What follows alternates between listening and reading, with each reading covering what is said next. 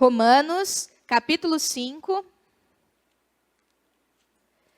no versículo 5 em diante. Quem achou, diz amém? Glória a Deus. Ora, a esperança não confunde, porque o amor de Deus é derramado em nosso coração pelo Espírito Santo que nos foi outorgado. Porque Cristo, quando nós ainda éramos fracos, morreu a seu tempo pelos ímpios. Dificilmente alguém morreria por um justo, pois poderá ser que por um bom alguém se anime a morrer. Mas Deus prova o seu amor para conosco pelo fato de ter Cristo morrido por nós, sendo nós ainda pecadores. Vamos ler todos juntos esse versículo 8? Mas Deus prova o seu próprio amor para conosco pelo fato de ter Cristo morrido por nós, sendo nós ainda pecadores. Amém? Pode se assentar em nome de Jesus.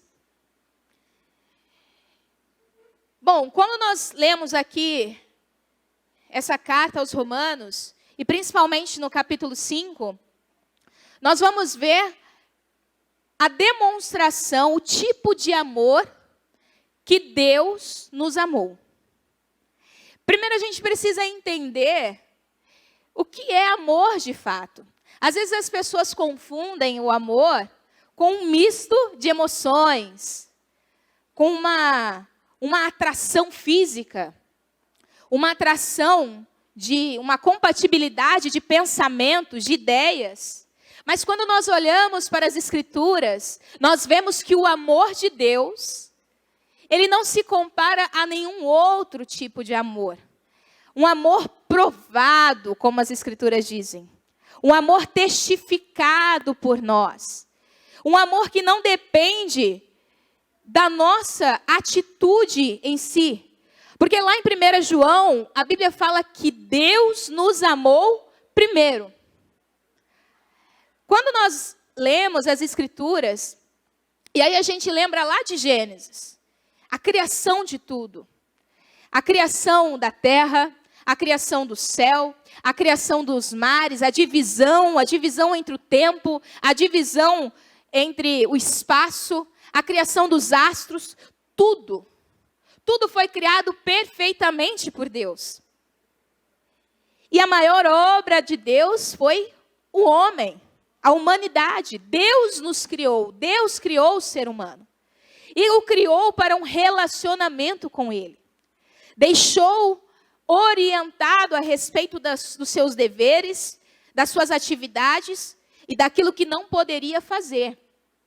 E quando nós olhamos para as Escrituras, nós sabemos que a partir da desobediência, de uma atitude deliberada, influenciada sim pelo diabo, através da serpente, mas uma atitude de quebrar, quando há uma quebra nessa orientação. Veja bem, o homem, desde o princípio, ele nunca foi deixado neste mundo desorientado.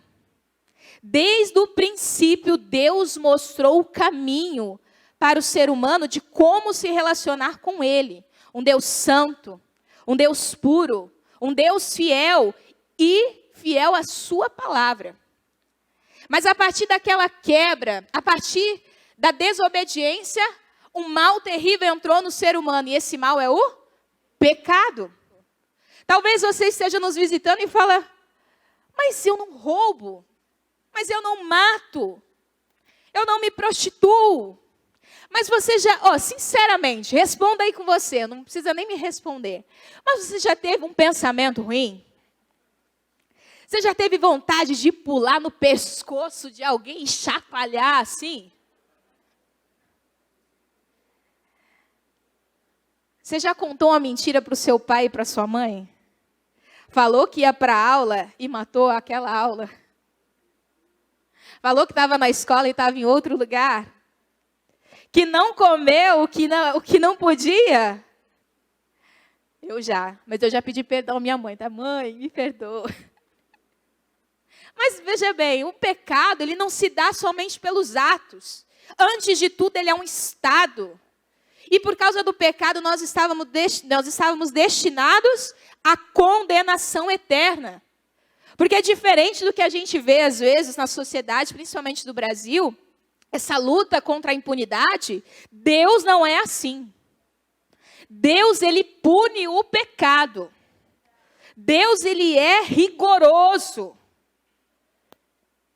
Mas ele, por nos amar, é preciso que você entenda que tudo isso que a gente vê aqui nas Escrituras é porque Deus decidiu nos amar.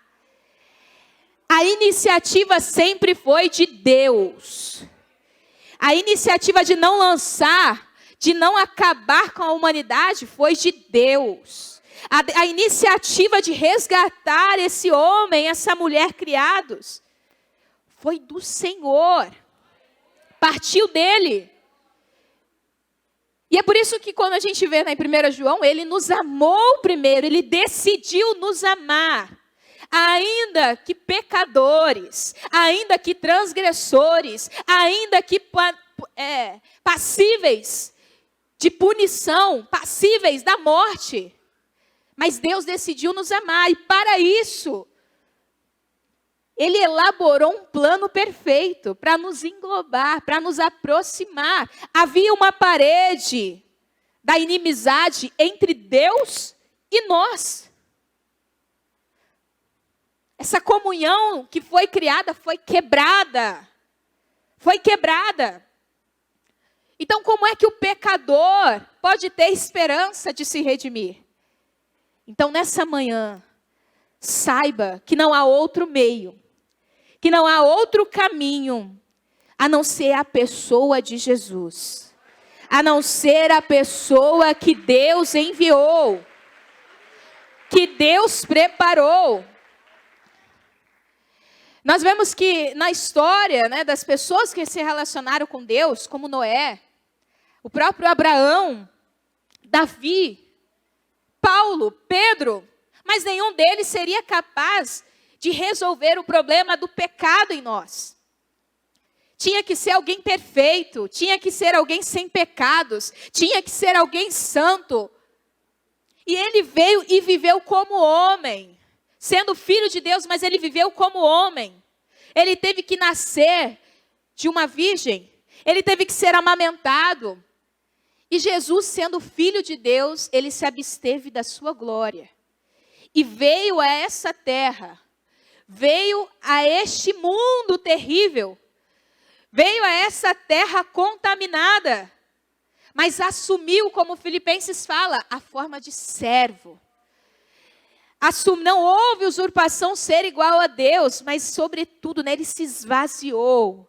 Para cumprir um propósito, para cumprir uma missão, para nos resgatar de toda a condenação. E sobre ele foi lançado todos os nossos pecados, transgressões, delitos. Tudo foi lançado sobre ele. Então, quando a Bíblia fala Deus prova o seu amor, é porque de fato Deus nos amou e testifica isso através de Jesus.